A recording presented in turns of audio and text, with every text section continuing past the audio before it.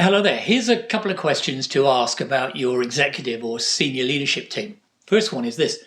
Does everybody in the team as individuals understand that their primary focus is to be a leader of the organization? Now, best way to explain what I mean by that is to give you an example of the opposite, which unfortunately I see way too often. Most exec teams or senior leadership teams are made up of people from within the organization who hold specific senior roles. So your CFO, head of HR, head of manufacturing, these kind of people. And they all come together as a team, sit around a table and forget that their primary role is to be leaders of the organization. It's almost as if they don't take off the cap or the hat that says, I lead this part of the organization when they come into the room. So what you often get is a very fractured and even conflict-ridden interaction between people defending their own part of the organization, or even worse, slanging off other parts. Maybe I'm caricaturing, but I can tell you in some cases I'm not.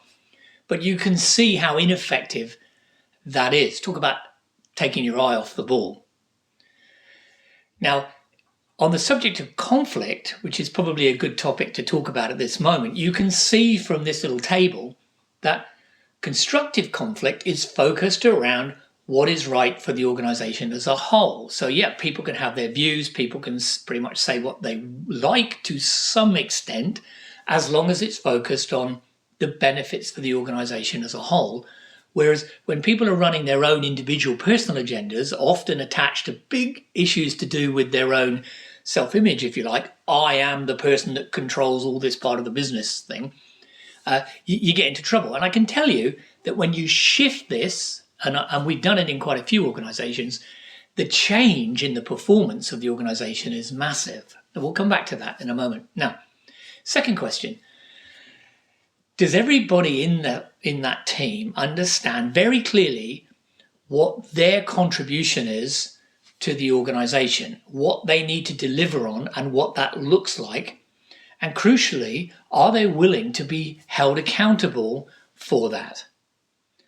Now, in a competitive, corrosive environment, that can be a dangerous place to go.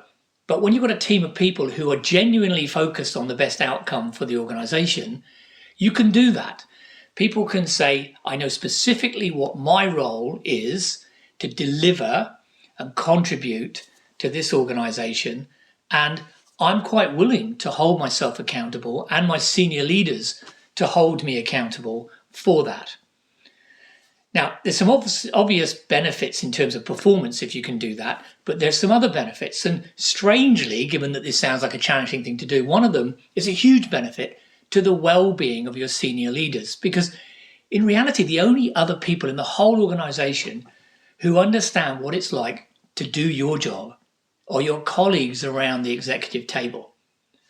So if you can create an environment where you're quite willing to be vulnerable, willing to discuss your performance and challenge each other, then if you get in a situation where you need some support and you need some help, it's going to be a lot easier to go to your colleagues and, have a chat, have a coffee, these kind of things. So you get a much more cohesive and mutually supportive and yet performance-focused team when you make this shift. I will be really interested to hear your views. By the way, as a little PS, if you're a medium to large organization, you haven't got your head of HR or head of people on your exec team, well, that says a bit about how you value people in your organization, but we're not going to go there right now. Okay, let me know what you think.